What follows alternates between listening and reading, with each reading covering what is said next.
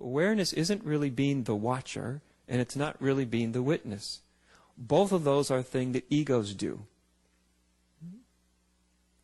And egos can get, more or less skilled at being the witness or being the watcher or being more or less present. All that stuff are things the ego may or may not become good at if it really tries hard. But none of that is really what I'm talking about. Resting as awareness isn't a state of doing, it's a state of being. You can't really do resting as awareness. If your mind would say, okay, that sounds nice, what do I do? What do you do? Awareness is already present. How do you rest as awareness? Do you do something to rest as awareness? Is doing something even relevant?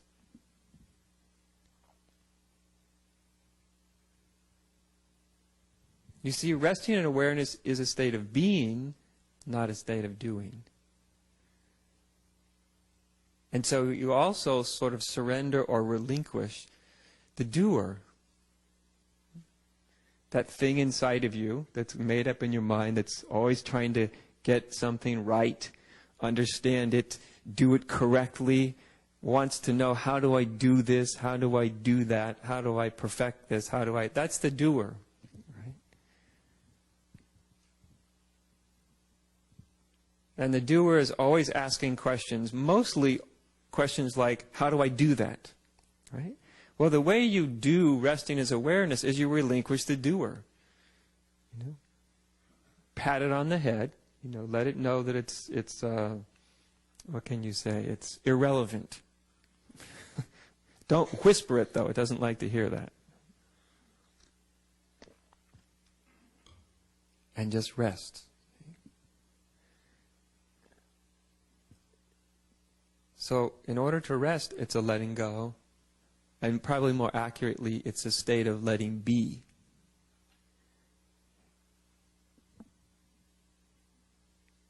Because awareness, consciousness is letting be everything about right now.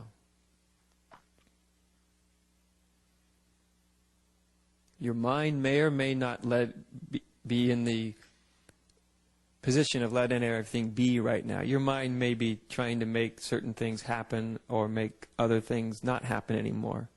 So your mind may not be letting everything be. In fact, most people's minds does not let very much be for very long.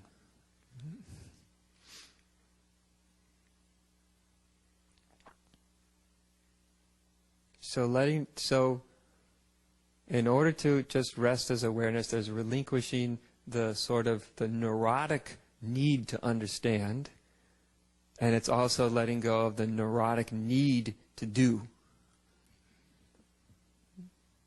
There's a time for understanding, certainly, and there's a time for doing, certainly. But in terms of what I'm speaking of, those are the first two things that just need to be relinquished. Right? Doing and the need to understand, the desire to understand. And then there can be a resting.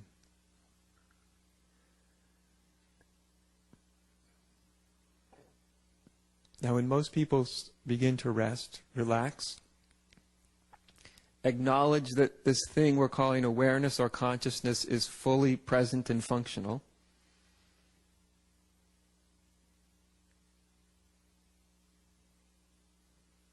for most people it becomes difficult to rest for more than a few moments because their mind keeps trying to entice them. Like a seductor or a seductress. Like, no, see, if you really just understood this one last thing, you see, then you would rest so much easier. You really would, I promise. Just think about this one thing. Have you noticed that? Just think about this one thing. Solve this one thought, and then it'll be so much easier to rest as awareness. Isn't that what thought is often doing? It says, well, you did a nice job of resting for 5 seconds, but that was nice, but you see, it could be so much better if you could just understand this or understand that, or ask, what do I do with it, and how do I do it, and how do I incorporate it into my life, and how do I, you see what I mean? It's a very, in one sense it's obvious, but it's also very subtle. That movement of mind that's always trying to understand, trying to do.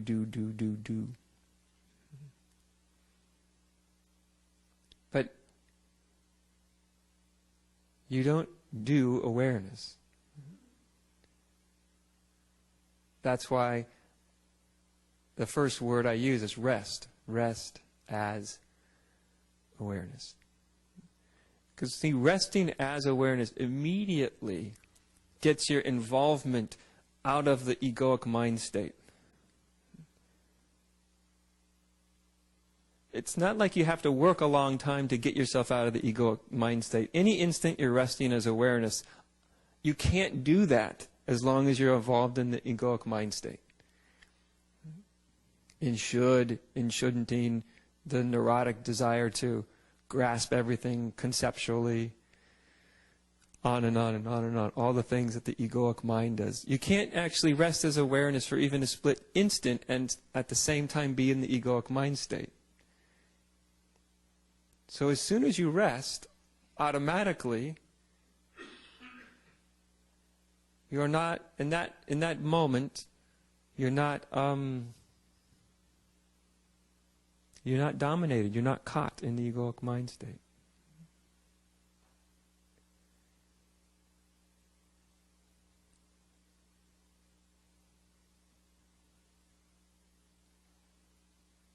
Now, as I often tell people, if you did this one simple thing with any consistency, that would be amazing. If you could do this one simple thing with any kind of consistency, any real consistency. By that, I don't mean necessarily you sustain it for a long time. That's not what I mean by consistency. I mean just not being lured into the mind trying to figure everything out, spiritually speaking.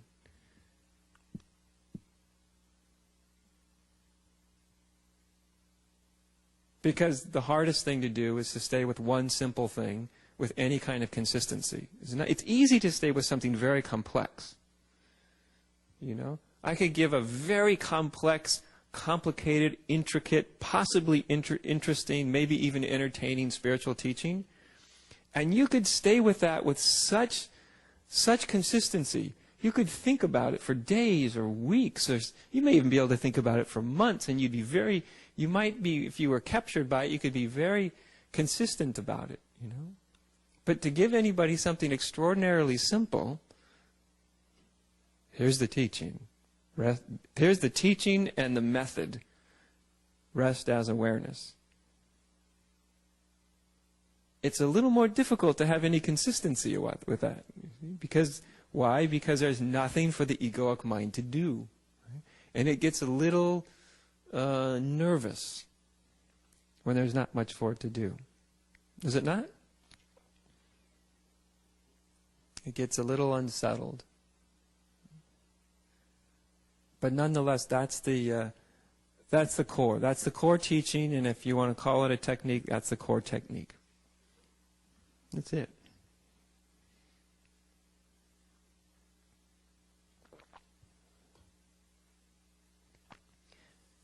Now, if resting as awareness actually happens,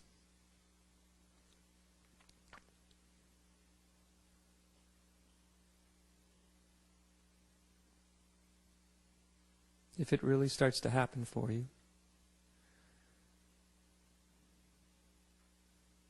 then it's at some point it will dawn on you that you and awareness are not two different things. That you aren't actually somebody who's resting as awareness. That was actually kind of a notion, an idea of you.